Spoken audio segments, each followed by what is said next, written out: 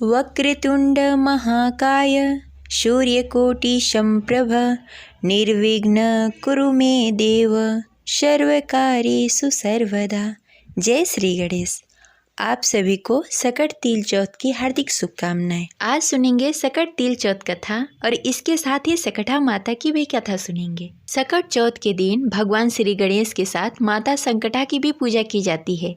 भगवान गणेश और सकटा माता हमारे पुत्र पे आने वाली हर संकट को हर लेते हैं। माघ सकट चौथ के दिन महिलाएं अपने पुत्र के अच्छे स्वास्थ्य, लंबी आयु के लिए तथा निसंतान महिलाएं अपने पुत्र प्राप्ति के लिए सकट चौथ का व्रत रखती हैं। सकट तिल चौथ के दिन विघ्नहर्ता भगवान गणेश की विधि विधान से पूजा की जाती है। सकट तिल चौथ के दिन भगवान श्री गणेश को गुड़ और तिल से बने हुए लड्डू चढ़ाए जाते हैं। इसके साथ ही मौसमी फल भी चढ़ाए जाते हैं। सकट चौथ के दिन सुबह प्रातः उठकर स्नान आदि से निवृत्त होकर व्रत का संकल्प करके भगवान श्री गणेश की विधि विधान से पूजा की जाती है और निर्जला व्रत रखा जाता है। और संध्या के समय पुनः स्नान आदि से निवृत्त होकर भगवान गणेश की विधि विधान से पूजा करके तिल के लड्डू चढ़ाए जाते हैं और कथा सुनी जाती है। इसके साथ ही चंद्रोदय होने पर चंद्रदेव को अर्घ्य देकर अपना व्रत खोला जाता है। इस दिन व्रत कथा अवश्य सुननी चाहिए, क्योंकि व्रत कथा के बिना यह व्रत अधूरा माना जाता है। सकट चौथ के दिन भगवान श्री गणेश के साथ सकटा माता की भी पूजा की जाती है और उनकी कथा सुनी जाती है। तो चलिए सुनते हैं सकटा माता और तिल चौथ की कथा। तो प्रेम से बोलिए गौरी पुत्र गणेश की जय। जय श्री गणेश, जय सकटा माता। कथा शुरू करने से पहले इस वीडियो को लाइक करके कमेंट बॉक्स में जय श्री गणेश, जय सकटा माता अवश्य लिखें। एक शहर में देवरानी जेठानी रहती थी। जेठानी अमीर थी और देवरानी गरीब थी। देवरानी गणेश जी की भक्त थी। देवरानी का पति जंगल से लकड़ियाँ काटकर लाता और उसे बेचता और अक्सर बीमार रहा करता था। देवरानी जेठानी के घर का सारा काम करती और बदले में जेठानी बचा हुआ खाना, पुराने कपड़े आदि उसको दे देती थी। इसी से देवरानी का परिवार चल रहा था। माघ महीने में देवरानी ने तिल चौथ का व्रत किया। 5 आने का तिल और गुड़ लाकर तिलकुटा बनाया। पूजा करके तिल चौथ की कथा सुनी और तिलकुटा किसी टोकरी में रख दिया और सोचा कि चांद उगने पर पहले तिलकुटा और उसके बाद कुछ खाएगी। कथा सुनकर वह जेठानी के यहाँ चली गई। खाना बनाकर जेठानी के बच्चों से खाना खाने को कहा तो बच्चे बोले कि माँ ने व्रत किया है और माँ भूखी है। जब माँ खाना खाएगी हम भी तभी खाएंगे। जेठ जी को खाना खाने को कहा तो जेठ जी बोले मैं अकेला नहीं खाना खाऊंगा। जब चांद निकलेगा तब सब खाना खाएंगे, तभी मैं भी खाना खाऊंगा। जेठानी ने उसे कहा कि आज तो किसी ने भी खाना नहीं खाया, तुम्हें कैसे दे दूं? तुम सुबह सवेरे ही बचा हुआ खाना लेकर जाना। देवरानी के घर पर पति और बच्चे आस लगाकर बैठे थे कि आज तो त्योहार है, इसलिए कुछ पकवान खाने को मिलेगा। परंतु जब बच्चों को पता चला कि आज तो रोटी भी नहीं मिलेगी तो बच्चे रोने लगे। उसके पति को भी बहुत गुस्सा आया। कहने लगा सारा दिन काम करके भी 2 रोटी नहीं ला सकती तो काम क्यों करती है। पति ने गुस्से में आकर पत्नी को कपड़े धोने वाले धोवने से मारा। धोना हाथ से छूट गया तो पाटे से मारा। वह बेचारी गणेश जी को याद करती हुई रोते रोते पानी पीकर सो गई। उसी दिन गणेश जी देवरानी के सपने में आए और कहने लगे धोने मारे पाटे मारे, सो रही या जाग रही। वह बोली कुछ सो रही हूँ कुछ जाग रही हूँ। गणेश जी बोले भूख लगी है, कुछ खाने को दे। देवरानी बोली क्या दूँ, मेरे घर में तो अन्न का एक दाना भी नहीं है। जेठानी बचा खुचा खाना देती थी, आज वह भी नहीं मिला। पूजा का बचा हुआ तिलकुटा छीने में पड़ा है, वही खा लो। तिलकुटा खाने के बाद गणेश जी बोले धोने मारी पाटे मारी, निमटाई लगी, कहाँ निमटे। वह बोली यह पड़ा घर, जहाँ इच्छा हो वहाँ निमट लो। फिर गणेश जी बच्चे की तरह बोले अब कहाँ पूछूं। नींद में मग्न देवरानी को बहुत गुस्सा आया कि कब से तंग किए जा रहा है। सो बोले, मेरे सर पे पोंछ लो। और कहाँ पोंछोगे? सुबह जब देवरानी उठी तो वह देखकर हैरान रह गई। पूरा घर हीरे मोती जवाहरात से भरा हुआ था। सिर पर जहाँ विनायक जी ने पोंछनी कर गए थे, वहाँ हीरे के टीके की बिंदी जगमगा रहे थे। उस दिन देवरानी जेठानी के यहाँ काम करने नहीं गई। बड़ी देर तक राह देखने के बाद जेठानी ने बच्चों को देवरानी को बुलाने को भेजा। जेठानी ने सोचा कल खाना नहीं दिया, इसीलिए शायद देवरानी बुरा मान गई। बच्चे बुलाने गए। बोले, चाची चलो, माँ ने बुलाया है, सारा काम पड़ा है।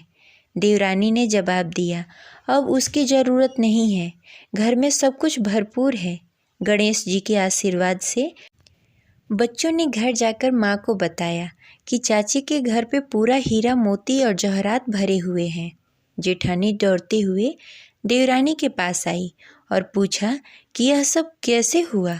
देवरानी ने उसके साथ जो हुआ वह सब कह डाला। घर लौटकर जेठानी ने अपने पति से कहा कि आप मुझे धोने से पाटे से मारो। उसका पति बोला कि भली मानस, मैंने कभी तुम पर हाथ भी नहीं उठाया, मैं तुम्हें धोने से पाटे से कैसे मार सकता हूँ। वह नहीं मानी और जिद करने लगी। मजबूर पति को उसे मारना पड़ा।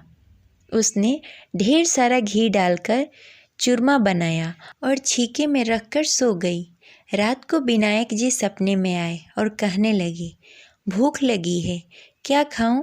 जेठानी ने कहा, हे गणेश जी महाराज, मेरी देवरानी के यहाँ तो आपने सूखा तिलकुटा खाया था, मैंने तो झड़ते घी का चूरमा बनाया है। आपके लिए छीके में रखा है, फल और मेवे भी रखा है, जो चाहे सो खा लो। बाल स्वरूप गणेश जी बोले, अब निपटे कहाँ?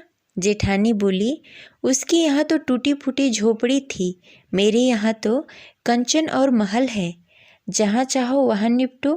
फिर गणेश जी ने पूछा, अब कहाँ पोंछूं? जेठानी बोली, मेरे ललाट पर बड़ी सी बिंदी लगाकर पोंछ लो। धन की भूखी जेठानी सुबह बहुत जल्दी उठ गई। सोचा घर हीरे जवाहरात से भर चुका होगा, पर देखा तो पूरे घर में गंदगी फैली हुई थी, तेज बदबू आ रही थी। उसके सिर पर भी बहुत गंदगी लगी हुई थी। उसने कहा, हे गणेश जी महाराज, यह आपने क्या किया? मुझसे रूठे और देवरानी पर टूटे। जेठानी ने घर की सफाई करने की बहुत कोशिश करी, परंतु गंदगी और ज़्यादा फैलती गई। जेठानी के पति को मालूम चला तो वह भी बहुत गुस्सा हुआ और बोला, तेरे पास इतना कुछ होते हुए भी फिर भी तेरा मन नहीं भरा। परेशान होकर जेठानी ने गणेश जी से मदद की विनती करने लगी। गणेश जी ने कहा, देवरानी से जलन के कारण तूने जो किया था, यह उसी का फल है। अब तू अपने धन में से आधा उसे दे देगी, तभी यह सब साफ होगा। उसने आधा धन बांट दिया, किंतु मोहरों से भरी हुई हांडी चूल्हे के नीचे गाड़ रखी थी। उसने सोचा किसी को पता नहीं चलेगा और उसने उस धन को नहीं बांटा। उसने कहा कि हे श्री गणेश जी, अब तो अपना यह बिखरा हुआ समेट लो। वे बोले, पहले चूल्हे के नीचे गाड़ी हुई हांडी निकाल, ताक में रखी 2 सुई के भी 2 हिस्से कर। इस प्रकार गजानन ने बाल स्वरूप में आकर सुई जैसी छोटी चीज का भी बंटवारा किया और अपनी माया समेटी।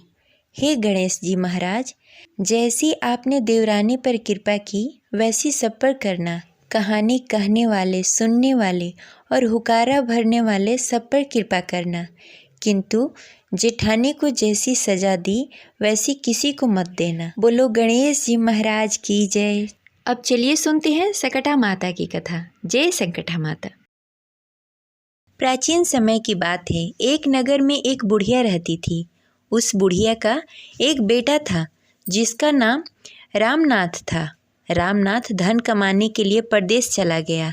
बुढ़िया अपने पुत्र के विदेश जाने के बाद बहुत चिंतित और दुखी रहने लगी, क्योंकि बुढ़िया की बहू उसे प्रायः नित्य खरी खोटी सुनाया करती थी। इसलिए बुढ़िया प्रतिदिन चिंतित और उदास रहा करती थी और घर के बाहर स्थित कुएं पर बैठ के रोया करती। बुढ़िया का रोने का यह सिलसिला रोज चलता रहा। एक दिन की बात है, जब वह बुढ़िया रो रही थी, उस समय उस कुएं से दिए की माँ नाम की एक औरत निकली और उसने बुढ़िया से पूछा, हे बूढ़ी माँ, तुम रोजाना इस तरह कुएं पर बैठकर क्यों रोती रहती हो? तुम्हें क्या कष्ट है? तुम मुझे अपने दुख का कारण बताओ, मैं अवश्य ही तुम्हारे दुख को दूर करूँगी। उस स्त्री का प्रश्न सुनकर बुढ़िया ने कोई जवाब नहीं दिया और वैसे ही रोती रही। दिए की माँ बार बार बुढ़िया से यही सवाल करते रही। उसकी इस प्रकार बार बार पूछने से बुढ़िया झुझला उठी और उस स्त्री से बोली, तुम मुझसे ऐसा क्यों पूछ रही हो? तुम क्या सचमुच मेरा दुख जानकर उसे दूर कर दोगी? बुढ़िया की बात सुनकर दिए की माँ ने कहा, तुम मुझे अपना दुख निसंकोच बताओ, तब हो सकता है कि मैं तुम्हारी कोई सहायता करूं। तब बुढ़िया ने दिए की माँ से कहा कि मेरा बेटा धन कमाने के लिए परदेश चला गया है और उसके जाने के बाद मेरी बहू मुझे बहुत ही सताती है। हर वक्त मुझे बुरा भला कहती है। बस यही मेरी दुख का कारण है। दिए की माँ ने बुढ़िया से कहा, यहाँ वन में संकटा माता रहती हैं।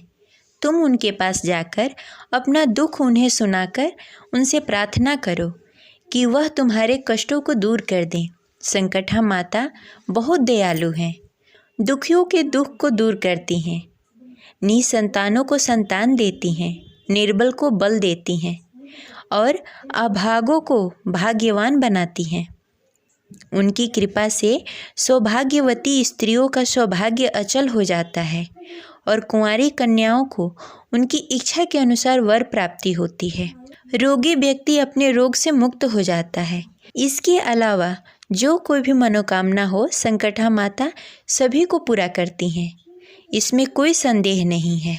बुढ़िया ने जब दिए की माता की ऐसी बातें सुनी तो वह वन में संकटा माता के पास जाकर उनके पैरों पर गिरकर जोर जोर से विलाप करने लगी। संकटा माता ने बड़े ही प्यार से बुढ़िया से पूछा कि बुढ़िया, तुम किस कारण इतना दुखी होकर रो रही हो? बुढ़िया ने कहा, हे माता, आपसे तो कुछ भी छिपा हुआ नहीं है, आप तो सब कुछ जानती हैं। अतः आप मेरी दुख को दूर करने का आश्वासन दे तो मैं आपको अपना दुख बताऊंगी। तब संकटा माता ने कहा, हे बुढ़िया, तुम मुझे अपना दुख अवश्य बताओ, क्योंकि दुखियों का दुख दूर करना मेरा काम है। मैं निश्चय ही तुम्हारे कष्टों को दूर करने का प्रयत्न करूंगी। संकटा माता के ऐसा कहने पर बुढ़िया ने कहा, हे माता, मेरा बेटा धन कमाने के लिए परदेश चला गया है। उसके जाने के बाद मेरी बहू मुझे बहुत जली कटी सुनाती है। उसकी बातें मुझसे सहन नहीं होती। बस इसी कारण परेशान होकर मैं बार बार रोया करती हूँ। बुढ़िया के दुख को जानकर संकटा माता ने उससे कहा कि हे बुढ़िया, तुम घर जाओ और जाकर मेरे लिए मनौती मांगकर मेरी पूजा करो। इससे तुम्हारा बेटा सकुशल वापस आ जाएगा। मेरी पूजा के दिन सुहागिनी औरतों को आमंत्रित कर उन्हें भोजन कराना। ऐसा करने से तुम्हारा बेटा अवश्य ही तुम्हारे पास आ जाएगा। संकटा माता के कहे अनुसार उस बुढ़िया ने मनौती मांगकर पूजा की और सुहागिन औरतों को भोजन के लिए आमंत्रित किया। पर जब बुढ़िया ने स्त्रियों के लिए लड्डू बनाने शुरू किए तो उससे 7 की जगह 8 लड्डू बन गए। बुढ़िया ने सोचा कि कहीं मुझसे गिनती में कोई गलती हो गई हो। उसने फिर से लड्डू गिने, लेकिन लड्डू 8 ही थे। तब बुढ़िया असमंजस में पड़ गई। अपने आप 8 लड्डू बन जाने का क्या कारण है? उसी समय संकटा माता एक बुढ़िया की औरत वेश धारण करके बुढ़िया के सामने प्रकट हुई और फिर बुढ़िया से पूछा, क्योंकि बुढ़िया, आज तुम्हारे घर कोई उत्सव है क्या? यह सुनकर बुढ़िया बोली, आज मैंने संकटा माता की पूजा की है और सुहागिन औरतों को भोजन के लिए आमंत्रित किया है, परंतु जब गिनकर 7 ही लड्डू बनाती हूँ तो वे 8 कैसे बन जाते हैं। इसी वजह से मैं चिंता में पड़ गई हूँ कि कहीं मुझसे कोई गलती तो नहीं हो रही। बुढ़िया की बात सुनकर संकटा माता ने कहा, क्या तुमने किसी वृद्धा को भी आमंत्रित किया है क्या? तब बुढ़िया ने कहा कि मैंने किसी बुढ़िया को आमंत्रित नहीं किया है। लेकिन तुम कौन हो? संकटा माता ने कहा, मैं एक वृद्धा हूँ, तुम मुझे ही आमंत्रित कर लो ऐसा सुनकर उस बुढ़िया ने वृद्धा का रूप धारण किए हुए संकटा माता को भोजन के लिए आमंत्रित कर लिया। उसके बाद बुढ़िया के घर सभी आमंत्रित सुहागिनें आ पहुंची। बुढ़िया ने सभी को अंदर बुलाकर संकटा माता की पूजा करने के बाद लड्डू तथा अन्य मिठाइयों का भोजन कराया। इससे संकटा माता उस बुढ़िया पर बहुत प्रसन्न हुई। उसके बेटे के मन में अपनी माता से मिलने की इच्छा उत्पन्न हुई और वह अपने घर वापस आने के लिए चल पड़ा। कुछ दिन बीतने पर बुढ़िया फिर से संकटा माता की पूजा करके सुहागिनों को भोजन करा रही थी। तभी किसी ने उसे अपने बेटे के आने की खबर दी, लेकिन वह बुढ़िया अपने काम में लगी रही। उसने कहा, लड़के को बैठने दो, मैं सुहागिनों को जमाकर अभी आती हूँ। जब लड़के की पत्नी अपने पति के घर आने का समाचार सुना तो वह उसी समय अपने पति के स्वागत के लिए घर से निकल चली। लड़के ने अपने पत्नी को देखकर सोचा कि यह मुझसे कितना प्रेम करती है, जो मेरे आने की खबर पाते ही मुझसे मिलने के लिए आ गई। परंतु मेरी माँ को मुझसे जरा भी प्रेम नहीं है, जो मेरी माँ मेरे आने की खबर पाकर भी मुझसे मिलने के लिए नहीं आई। जब पूजा समाप्त हुई और सभी सुहागिनें भोजन करके अपने घर वापस लौट गई तो बुढ़िया अपने बेटे से मिलने के लिए उसके पास पहुंची। लड़के ने पूछा, माँ अब तक कहाँ थे? बुढ़िया ने कहा कि बेटा, मैंने तुम्हारी कुशलता के लिए संकटा माता से मनौती मांगी थी। उसी को पूरा करने के लिए सुहागिनें आमंत्रित की थी, उन्हीं को भोजन करा रही थी। संकटा माता की कृपा से लड़के का मन अपनी पत्नी से हट गया और उसने अपनी माँ से कहा, माँ, या तो यह यहाँ रहेगी फिर मैं रहूँगा। बुढ़िया ने कहा, बेटा, मैंने तुम्हें बहुत कठिन तपस्या से पाया है, इसीलिए मैं तुम्हें नहीं छोड़ सकती। इसीलिए चाहे बहू का त्याग भी करना पड़े, मैं कर सकती हूँ। अंत में लड़के ने अपने पत्नी को घर से निकाल दिया। बुढ़िया की बहू जब घर से निकली तब बहुत दुखी होकर पीपल के पेड़ के नीचे बैठकर रोने लगी। उस राज्य का राजा तभी उधर से गुजर रहा था। उसे रोता हुआ देखा तो उसके पास जाकर उससे पूछा कि तुम कौन हो और इस तरह क्यों रो रही हो? तब उसने अपनी सारी व्यथा राजा को कहकर सुनाई। राजा ने कहा, आज से तुम मेरी धर्म की बहन हो, तुम मेरे साथ चलो, मैं तुम्हारे सभी कष्टों को दूर करने का प्रयत्न करूँगा। यह कहकर राजा बुढ़िया की बहू को अपने साथ महल में ले गया। महल में पहुंचकर राजा ने अपनी पत्नी को उस स्त्री के सारी व्यथा सुनाई और कहा कि आज से यह मेरी धर्म की बहन है और यह हमारे साथ महल में ही रहेगी। इसको किसी भी प्रकार का कोई कष्ट नहीं होना चाहिए। राजा की यहाँ रहते हुए कुछ दिन बीतने पर बुढ़िया की बहू ने भी धर्म से प्रेरित होकर संकटा माता का व्रत शुरू कर दिया। फिर एक दिन सुहागिनें खिलाने के लिए आमंत्रित की तो उसने रानी को भी आमंत्रित किया। जब सभी सुहागिनें भोजन करने लगी तो रानी ने कहा, मुझे तो रबड़ी मलाई और स्वादिष्ट भोजन ही हजम होते हैं, यह पत्थर के समान लड्डू कैसे हजम होंगे? ऐसा कहकर रानी ने लड्डू खाने से मना कर दिया। संकटा माता की कृपा से कुछ समय के बाद रामनाथ अपनी पत्नी को ढूंढता हुआ महल में पहुंच गया। वहां पहुंचकर उसने अपनी पत्नी को संकटा माता की पूजा करते हुए देखा तो उसने संकटा माता को हाथ जोड़कर प्रणाम किया और अपनी पत्नी से बोला कि हे प्रिय, मेरे अपमान का क्षमा करो। पत्नी ने कहा कि स्वामी, इसमें आपकी कोई दोष नहीं है, यह सब मेरी गलती की वजह से हुआ था। आप मेरी ईश्वर हो, आप ही मुझे क्षमा करें। यह कहकर दोनों ने विधिवत संकटा माता की पूजा की और उसके बाद सुहागिनियों को जमाकर वे दोनों राजा की आज्ञा लेकर अपने घर की ओर प्रस्थान कर गए। जाते समय रामनाथ की पत्नी ने राजा रानी से कहा, जब मुझ पर दुख पड़ा था तो आपने धर्म भाई बनकर मुझे आश्रय दिया था। मैं आपके एहसान को हमेशा याद रखूंगी। यदि आपको कभी भी किसी भी प्रकार की सहायता की आवश्यकता हो तो मेरी कुटिया में निसंकोच चले आइएगा। ऐसा कहकर वह दोनों अपने घर को प्रस्थान कर गए। संकटा माता के प्रसाद का निरादर करने के कारण रानी पर भारी संकट आ पड़ा। रामनाथ की पत्नी के जाते ही उसका राजपाट नष्ट हो गया। ऐसी विपत्ति में पड़कर रानी ने कहा, ना मालूम तुम्हारी धर्म की बहन कौन थी, उसके यहाँ से जाते ही सारा राजपाट नष्ट हो गया। रानी ने कहा, हे राजा, जाते समय वह कह गई थी, जब मुझ पे कष्ट पड़ा तो मैं तुम्हारे यहाँ आई, और कदाचित तुम्हारे ऊपर कोई भी कष्ट पड़े तो तुम मेरे घर चले आना। इसीलिए हम दोनों को उसके यहाँ चलना चाहिए। ऐसा विचार कर राजा और रानी दोनों अपने धर्म की बहन के घर चले आए। बहन, तुम्हारे जाते ही ऐसा क्या हो गया कि हमारी सारी संपत्ति नष्ट हो गई? हम लोग बहुत परेशान हो पड़े हैं। रानी की बात सुनकर रामनाथ की पत्नी ने कहा, बहन, मैं तो कुछ नहीं जानती। मेरी तो सब करता धरता सकटा माता है, इसके अतिरिक्त कोई दूसरा नहीं। इसीलिए मेरी राय में तुम संकटा माता से अपनी भूलों के लिए क्षमा याचना करो। उन्हीं की मान मनौती से तुम्हारा काम बन जाएगा, तुम्हारे सारे बिगड़े काम बन जाएंगे। रामनाथ की स्त्री की बातें सुनकर रानी ने श्रद्धा भक्ति से सकटा माता का व्रत किया और सुहागिनों को जमाकर अनजाने में हुए भूल, अपने सभी भूलों के लिए सकटा माता से बार बार क्षमा मांगी। रानी के ऐसा करते ही सकटा माता प्रसन्न हो गई और रात में रानी को स्वप्न में कहा कि तुम दोनों पति पत्नी अपने महल को चलो, वहाँ जाकर मेरी पूजा करना और मेरे निमित्त सुहागिनों को जमाकर ऐसा करने से तुम्हारा कार्य सिद्ध होगा। राजपाट तुम्हें दोबारा वापस मिल जाएंगे।